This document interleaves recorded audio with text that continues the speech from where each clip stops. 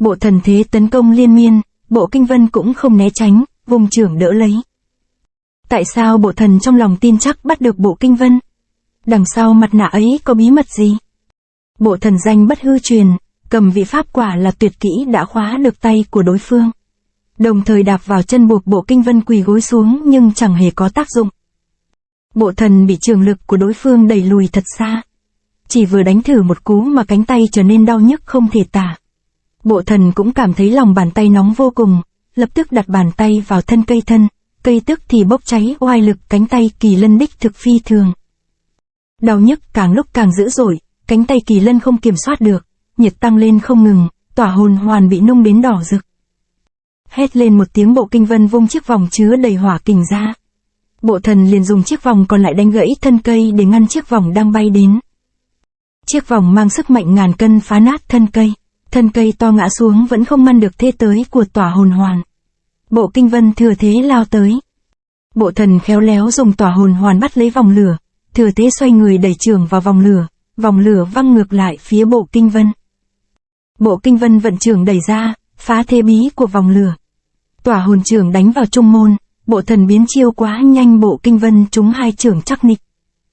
Bộ thần lại tùy thế xoay hai lòng chưởng, áo Bộ Kinh Vân bị xoắn rách, chỗ bụng cảm giác như ngũ tạng bị xoắn gần đứt. Bộ Kinh Vân cố chịu đựng vung tay chém xuống. Bộ thần trúng một đòn nặng vào mặt. Bộ thần đang lúc đầu óc choáng váng lại bị Bộ Kinh Vân bồi thêm một cước. Cước chiêu này ngang tài ngang sức khiến bộ thần phấn chấn lắm, nhưng nửa mặt bên mặt nạ sắt bị hủy, máu ở bên dưới tuôn ra cảm giác nóng ran. Phía bên kia Bộ Kinh Vân phát ra tiếng giống thảm thiết, chấn động cả khu rừng. Bộ Kinh Vân lao mình vào những chung nước phía căn nhà nhằm giảm cơn đau. Cơn đau trên cánh tay Kỳ Lân không kiềm chế nổi, Bộ Kinh Vân trở nên thất thường. Nhìn thấy Bộ Kinh Vân như vậy, Sở Sở liền chạy qua xem. Sở Sở đừng qua đó. Tại sao huynh ấy lại như vậy?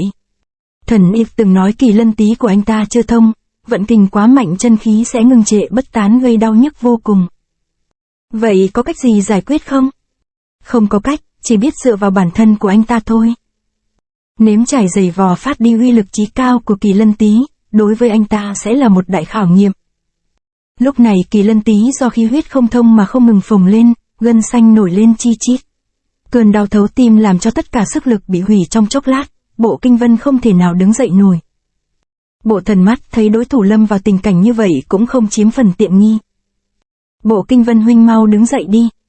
Huynh à, bấy nhiêu đau đớn còn chịu không nổi, làm sao mà đi báo thù. Hai chữ báo thù như sấm nổ trong đầu Bộ Kinh Vân, làm anh ta bừng tỉnh và phấn chấn hẳn lên. Cơn đau này chỉ khi thông được ba huyệt trên cánh tay mới hết, huynh phải cố chịu đựng.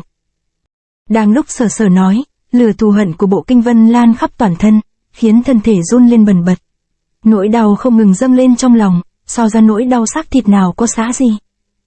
Do Bộ Kinh Vân áp chế qua độ, móng tay bỗng nhiên tét ra, máu nóng phun trào, cơn đau nhờ đó mà biến mất. Tận mắt nhìn thấy Bộ Kinh Vân dùng thù hận ức chế cơn đau, Sở Sở trong lòng cũng phát lạnh. Bỗng đầu Bộ Kinh Vân đứng dậy ngẩng mặt lên trời hét to, tiếng hét vô cùng trong trẻo cho thấy cơn đau đã giảm, sức chiến đấu cũng hồi phục. Bộ thần, chúng ta lại phân cao thấp đi. Hay lắm. Nhìn thấy Sở Sở lo lắng cho Bộ Kinh Vân vu nhạc như đã biết nội tình. Bộ Kinh Vân vung tay quăng chiếc áo choàng đi, chưởng lực đẩy vào áo choàng được dồn chân khí tấn công lao về phía bộ thần. Ương vấn thiên giáng. Kình lực chứa đầy trong áo choàng bỗng hóa thành bàn tay 5 ngón khổng lồ túm lấy bộ thần. Tiểu Long Tuyền. Đang lúc ngàn cân treo sợi tóc, bộ thần rút Tiểu Long Tuyền ra dọc tới tấp, chiếc áo choàng rách tơi tả. Không ngờ ngươi cũng biết xài kiếm cơ đấy. Ngươi phải nói là cao thủ dùng kiếm. Cao thì có cao nhưng là kiếm pháp gì? Kiếm pháp gia truyền, Đoạn Kiếm Quyết. Đoạn Kiếm Quyết. Chưa nghe chưa thấy. Vậy để cho ta coi thử đi. Một tiếng kiêng, bộ thần lập tức bẻ gãy vài phân trên Tiểu Long Tuyền, mũi kiếm bay văng đi. Mũi kiếm bé nhỏ mà oai lực gấp vạn lần, Bộ Kinh Vân đưa kiếm ngang đỡ, lập tức một tiếng nổ đinh tai, mặt đất rung chuyển. Sau cú va chạm vô song, kiếm mẻ rõ một góc, có phải như Kiếm Bẩn đã nói, kiếm này đã suy lão? Hay Tiểu Long Tuyền thật sự là chủy thủ chi vương? Bộ Kinh Vân, khi kiếm thủ mạnh nhất xuất kiếm thì buộc phải đoạn tình đoạn nghĩa. Hãy xem đây. Bộ thần nói rồi sử ra kiếm chiêu tuyệt nhất của Đoạn Kiếm Quyết. Đoạn tình đoạn nghĩa. chiêu vừa xuất ra kiếm khí tung hoành, trong vòng 3 trượng mọi vật đều bị chém đứt. Đoạn tình đoạn nghĩa như sóng chiều ào ạt đổ ập vào Bộ Kinh Vân, Bộ Kinh Vân vận kiếm thành vòng tròn chống đỡ. Đây là chiêu tất thắng của Bộ Thần, chiêu này Bộ Thần đã luyện nhiều năm nhưng chưa phải lúc cần kiếp tuyệt không sử dụng, bên trong có nỗi khổ không cho ai biết. Thức mạnh nhất của ta chính là bi thống. Bộ Thần hãy thử tiếp một chiêu này của ta. Trong tiếng la hét Bộ Kinh Vân vận ra một thức kiếm trong mạc danh kiếm pháp. Bi thống mạc danh. Bi thống mạc danh trong mạc danh kiếm pháp là của thiên kiếm vô danh. Bộ Kinh Vân từ lúc nhỏ đã tập thức kiếm này cộng với nỗi đau diệt môn, nỗi đau mất khổng từ khiến bi thống lên tới cực điểm. Anh ta dồn hết phẫn nộ vào trong kiếm, bi và thống đan xen vào nhau tạo thành lưới kiếm không thể nào phân tách, từ tứ phía tấn công về phía Bộ Thần.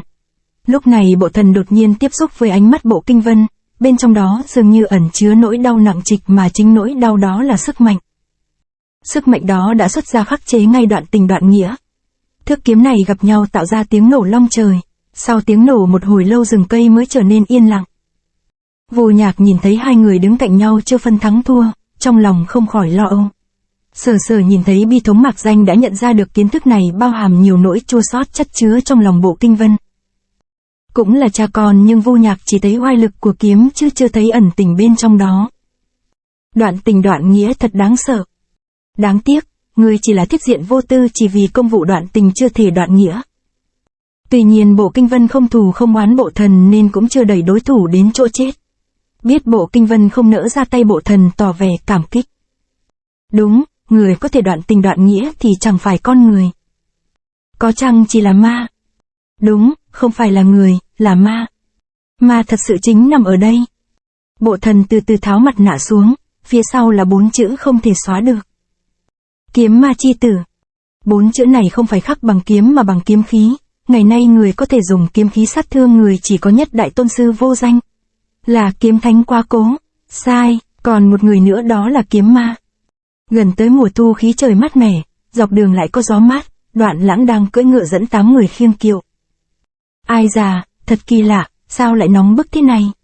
Có thể nghỉ một lát được không? Không được, ta phải tới được Bái Kiếm Sơn Trang nội trong 3 ngày. Đi bao nhiêu lâu mà không nghỉ ngơi, chúng ta có thể tìm một ít nước giải khát không? Phải đó, dù chúng tôi không khát thì vị đại gia trên kiệu cũng khát rồi phải không? Không phải người cũng khát rồi chứ? Đại gia, khí trời nóng bức uống nước sẽ làm tinh thần phấn chấn hơn.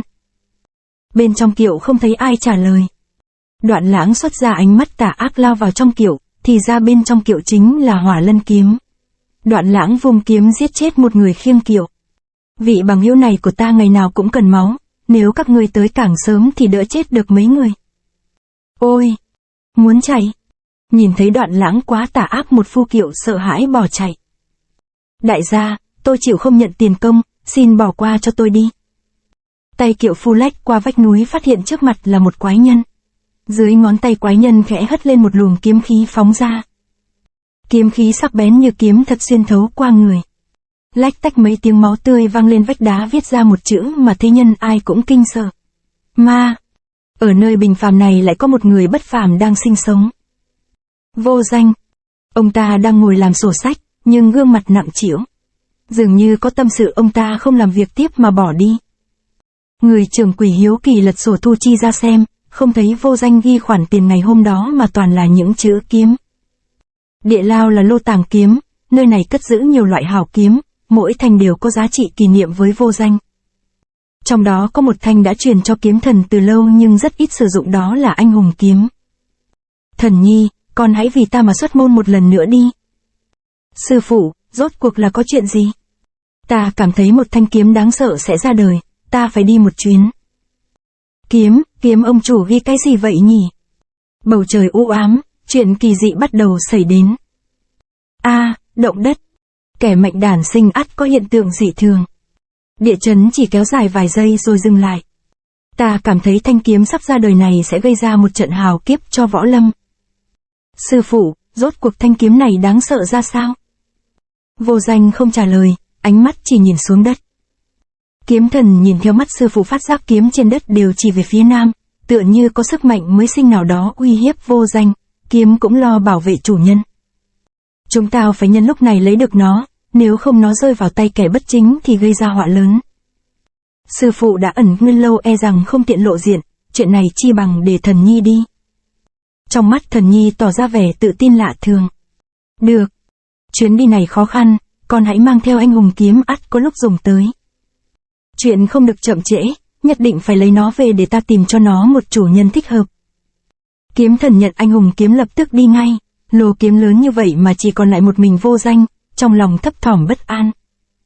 Lại nói về Bộ Thần, y ngày đêm phải mang nửa bên mặt nạ là vì trên mặt có 4 khắc sâu 4 chữ kiếm ma chi tử. Mấy chữ trên mặt ta đây chính là do kiếm ma khắc, nếu ngươi có gặp ông ta thì nên tránh trước đi là hơn. Tại sao? Người ta thường nói ma do tâm sinh ra, kiếm do tâm khống, tâm của kiếm ma đã là tâm ma nên kiếm của ông ta thật sự là kiếm ma. Ông ta có thể tuyệt đối đoạn tình đoạn nghĩa, mà kiếm pháp vượt người nhập ma thì có ích chi? Người này không đáng gọi là người. Bộ Thần lúc nói tâm tính vô cùng kích động khiến Bộ Kinh Vân cảm thấy kỳ lạ. Lúc này Vô Nhạc thấy cuộc chiến đã xong vội đi tới. Kiếm ma nếu vô tình như lão đệ nói, vậy tại sao lão đệ không bị y giết chết? Bởi vì ông ta là phụ thân tôi. Vô Nhạc và Sở Sở nghe thấy bàng hoàng kinh ngạc, chỉ thấy Bộ Thần lấy ngón tay đè nhẹ lên mặt. Kiếm ma không xứng đáng làm cha ta. Nhưng ông ta muốn ta không né tránh được số phận nghiệt ngã này, nên đã khắc 4 chữ này lên mặt ta. Chuyện bi hoan ly hợp của nhân thế thật sự quá nhiều, ta không muốn nghe. Bộ Kinh Vân, hai ta vẫn chưa phân thắng bại đâu. Nói rồi Bộ Thần với thân mình đầy thương tích, miễn cưỡng ra một chiêu lệch lạc tấn công Bộ Kinh Vân. Bộ Kinh Vân vung kiếm ra đón lấy. Khí vũ hiên ngang. Hoác gia kiếm pháp muốn lấy nhân nghĩa làm gốc, kiếm pháp dạt dào chính khí. Vì biểu thị sự tôn kính người cha đã mất, Bộ Kinh Vân hiếm khi dùng kiếm pháp này để chém giết. Bởi Bộ Thần là bậc chính nghĩa nên ra kiếm lưu tình. Thực sự khí vũ hiên ngang nhanh chóng hất văng Tiểu Long Tuyền. Bộ Thần cũng ngã lăn ra đất. Bộ Thần ngươi bại rồi. Bộ Thần, đừng đánh nữa huynh đánh tiếp chẳng khác nào tìm chết. Đa tạ hảo ý của cô nương. Cha đi khuyên Bộ Thần đi, ông ta thật tình không nên liều mạng nữa. Vô Nhạc một tay nắm chặt Sở Sở tỏ ý bảo cô ta đừng can dự. Có lẽ Bộ Thần thà bỏ mạng còn dễ chịu hơn là lâm trận mà rút lui. Bộ Thần gắng gượng đứng dậy tấn công tiếp, nhưng chưa được mấy bước đã gục ngã.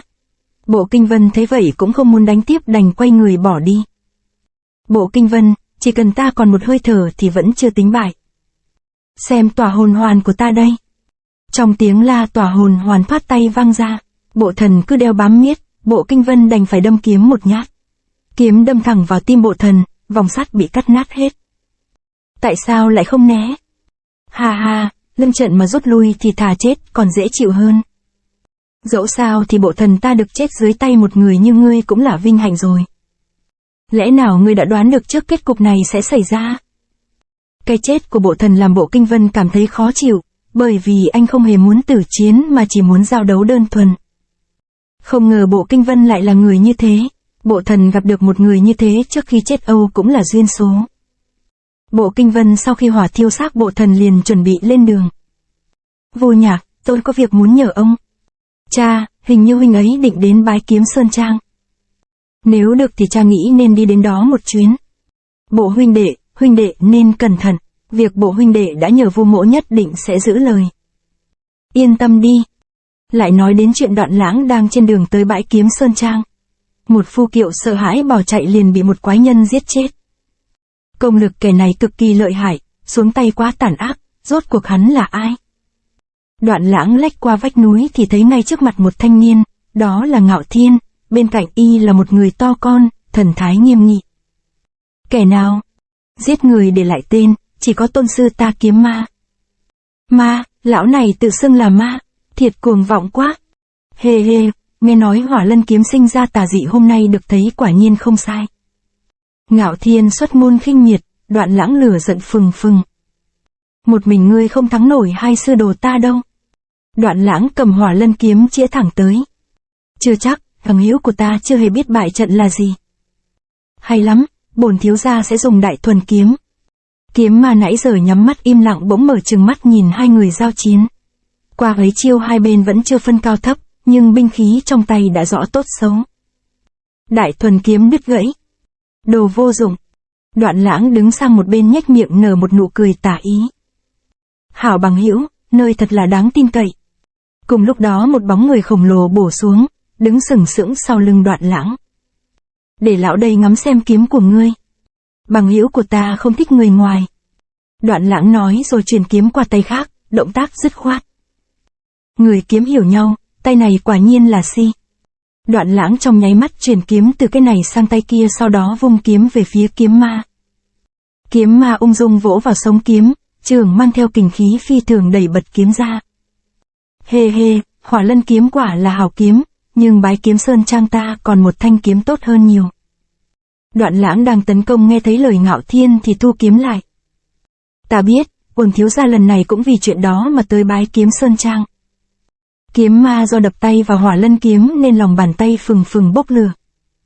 Nhưng kiếm ma lại chẳng hề nao núng, từ từ thè lưỡi liếm tắt lửa, trông cảnh này mà phát khiếp. Ngươi là người của Bái Kiếm Sơn Trang? Không sai, là Ngạo Thiên thiếu chủ nhân của Bái Kiếm Sơn Trang. Đường đi còn xa, chúng tôi đã chuẩn bị xe ngựa nghênh tiếp Đoạn thiếu hiệp giá Lâm Tệ Trang. Ngạo Thiên hôm bữa đã phái 4 tên kiếm bộc đi mời, bây giờ lại đích thân nghênh đón.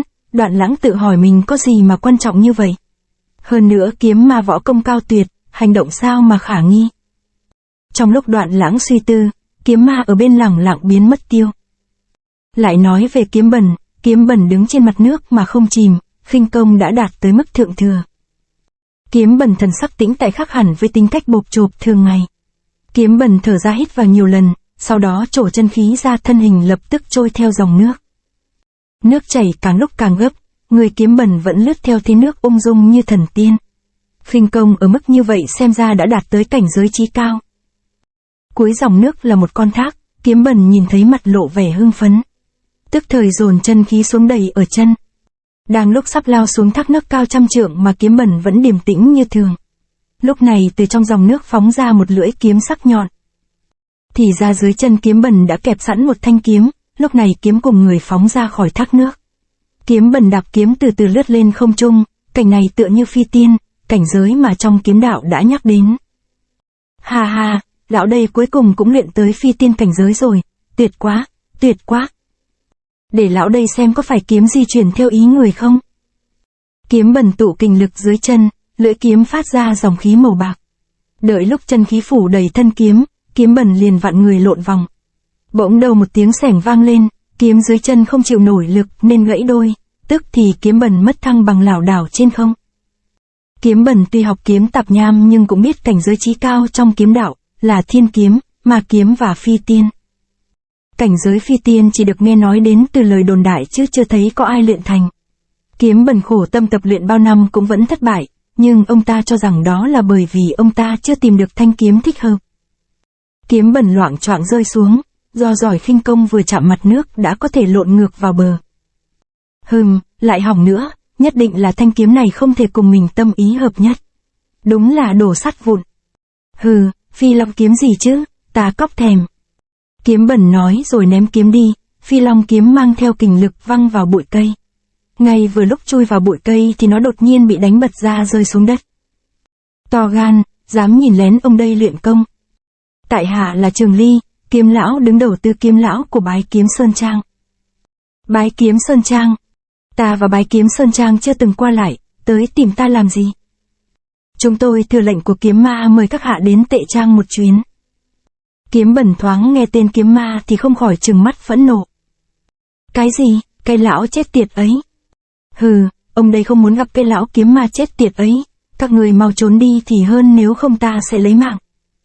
Nhắc tới kiếm ma tâm thần kiếm bẩn vô cùng kích động muốn tung người bỏ đi. Khoan đã, kiếm ma mời ông đi xem một thanh kiếm, là một thanh tuyệt thế hảo kiếm. Kiếm bẩn vừa nghe nói tuyệt thế hảo kiếm mọi kích động khi nãy biến sạch, ánh mắt lộ vẻ tham lam. Tuyệt thế hảo kiếm? Ha, chỉ cần là hảo kiếm ta đây tới liền. Tuyệt thế hảo kiếm của Bái Kiếm Sơn Trang, thanh kiếm ra sao nhỉ?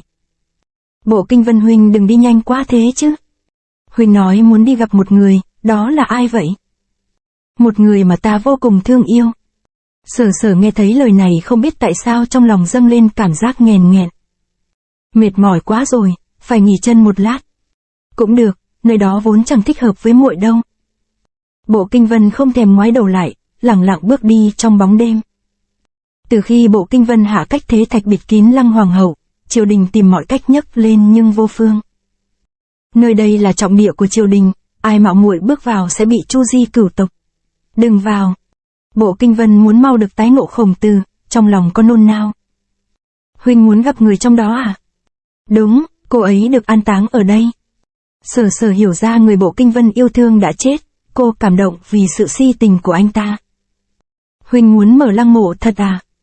Bộ Kinh Vân chẳng hề hé môi mà dùng động tác trả lời. Khi ấy Bộ Kinh Vân muốn trùng phùng với Khổng Tử, nên quyết chí tìm một thứ thần binh phá tảng cách thế thạch này. Nay trong tay anh ta đã nắm chặt vô song kiếm, vận toàn lực chém xuống. Ai dè vừa chạm vào tảng đá vô song kiếm đã gãy nát, Bộ Kinh Vân vô cùng kinh hãi. Vô song kiếm bị gãy, Bộ Kinh Vân kinh ngạc không dám tin vào mắt mình. Chân khí thoát hết kiệt lực rơi xuống. Phá không được cách thế thạch, Bộ Kinh Vân nghĩ tới việc không được gặp Khổng Tử nữa mà trong lòng đau như cắt. Trong lúc tình cảm dồn bức, Bộ Kinh Vân vận hết sức mình sinh đấm vào cửa đá. Phá đá không được, Bộ Kinh Vân liên tiếp liền tung đấm như mưa. Nhìn thấy Bộ Kinh Vân đau thương phát điên, Sở Sở trong lòng đau xót chạy đến khuyên ngăn. Vân sư huynh xin đừng quá đau thương, hãy bình tĩnh xem còn cách khác nào không.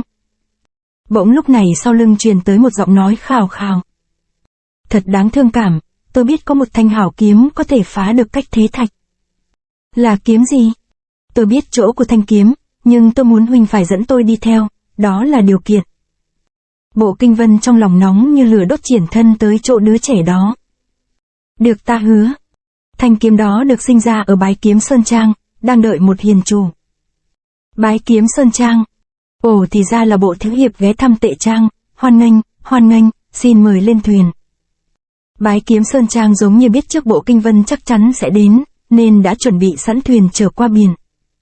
Rời bờ chưa được bao xa đã thấy Bái Kiếm Sơn Trang đứng sừng sững trên đảo, kiến trúc hùng vĩ đủ biết trang này giàu nhất vùng. Tiểu đệ tên gì, có việc gì mà lại muốn tới đây?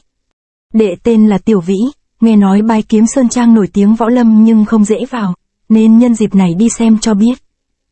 Lúc này có một bóng người đạp nước thoăn thoắt tới, người đó là Kiếm Bần. À, Bộ Kinh Vân sao lại trùng hợp như vậy?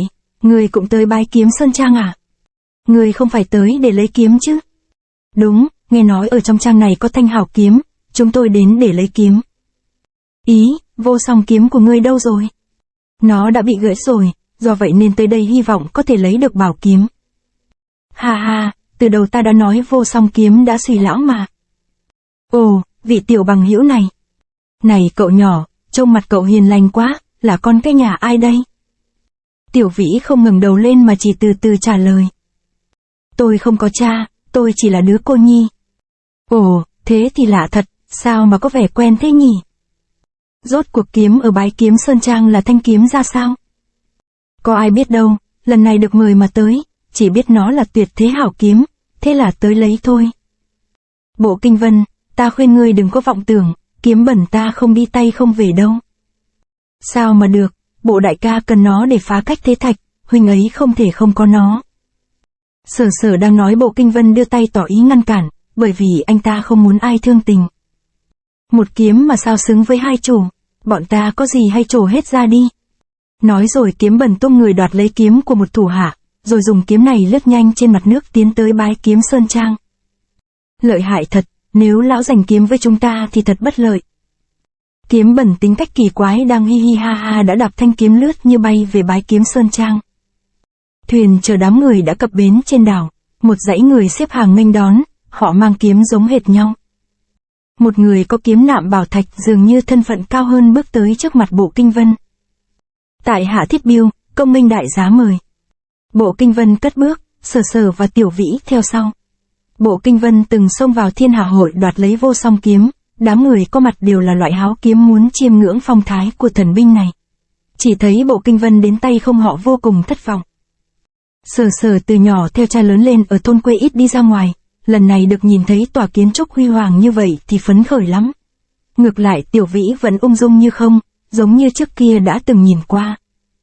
Nơi này thật đẹp, Bộ Kinh Vân huynh có thấy không? Sở Sở quay đầu nhìn lại thì đã không thấy Bộ Kinh Vân nữa. Bìa đá này có gì đáng xem chứ, mọi người đợi huynh kìa. Ồ, Sở Sở ngỡ ngàng phát giác hình khắc trên bia đá giống hệt bức hình Vũ Nhạc tìm thấy trong sơn động. Lai lịch của bức hình này cha muội đã điều tra bao năm mà vẫn không có kết quả. Tại sao lại xuất hiện ở đây? Không lẽ có liên quan đến bái kiếm sơn trang? Bộ thiếu hiệp, thiếu trang chủ và các vị cao thủ đợi đã lâu rồi, xin mời.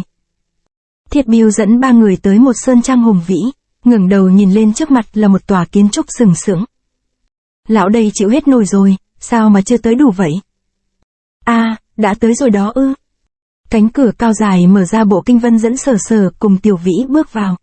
Lúc này trong sảnh đã có Kiếm Bần, Đoạn Lãng, Ngạo Thiên và Kiếm Ma, đám người này liếc nhìn về phía Bộ Kinh Vân. Những Bộ Kinh Vân không lộ ra thần thái gì cả, không ai có thể đoán được tâm ý của anh ta. Kiếm Bần nóng vội nhất, vừa thấy Bộ Kinh Vân bước vào đã ra hỏi ngay. Này, người đã tới đủ cả rồi, mau nói ra lần này tế kiếm làm gì? Kiếm đó ra sao? Được, trước tiên xin đa tạ các vị quang lâm bái kiến sơn trang, khiến Tệ Trang được tăng thêm vinh dự. Đừng quanh co, nói thẳng vấn đề đi. Ngạo Thiên vốn tính cao ngạo bị Kiếm Bần ngắt lời thì trong lòng bực tức, nhưng tự kiềm chế. Tệ Trang có đúc một thanh niên bảo kiếm, vì muốn tìm được hiền chủ cho kiếm nên mời 3 vị cao thủ dùng kiếm tới trổ tài, ai thắng sẽ được làm chủ. Tuyệt thế hảo kiếm mà ngươi nói là thanh kiếm này đây sao? Đúng vậy. Được lắm, để ta đây xem nó có chỗ nào đặc biệt. Ngay lúc đó vèo một tiếng, Ngạo Thiên nhanh như chớp rút thanh trọng sầu kiếm tấn công Kiếm Bần. Nghe nói các hạ có kiếm nhãn, có thể nhìn thấy kiếm tâm của các kiếm thủ trong thiên hạ, có thể cho tại hạ mở rộng tầm mắt không? Kiếm nhanh hiểm thật. Tại hạ xin đắc tội. Ngạo Thiên nói rồi liền tiếp sử dụng chiêu hạc lập kê quần trong Bắc Quần kiếm pháp. Kiếm Bần dùng thân thủ linh lợi khác thường, xuyên qua vùng kiếm ảnh mà chẳng hề hấn gì cả. Người chỉ công mà không thủ đủ biết kiếm tâm là ngạo. Nhưng cũng vì quá kiêu ngạo mà ra chiêu quá tay, cuối cùng chỉ sẽ kiêu binh tất bại. Bị khiêu khích, Ngạo Thiên vung kiếm đâm tới, kiếm pháp càng hăng hơn. Càng nóng vội kẽ hở càng nhiều, ngươi còn học hỏi ta nhiều đấy. Kiếm Bần ngưng nói, đột nhiên ngả lưng phát kình lực đẩy Ngạo Thiên bật ra. Kiếm Bần mượn kình lực rồi lại từ người Ngạo Thiên tung người bay về phía thanh tuyệt thế hảo kiếm. 5 ngón tay mở ra nhưng Kiếm Bần cũng phải lo lưu ý Bộ Kinh Vân nên chưa ra tay.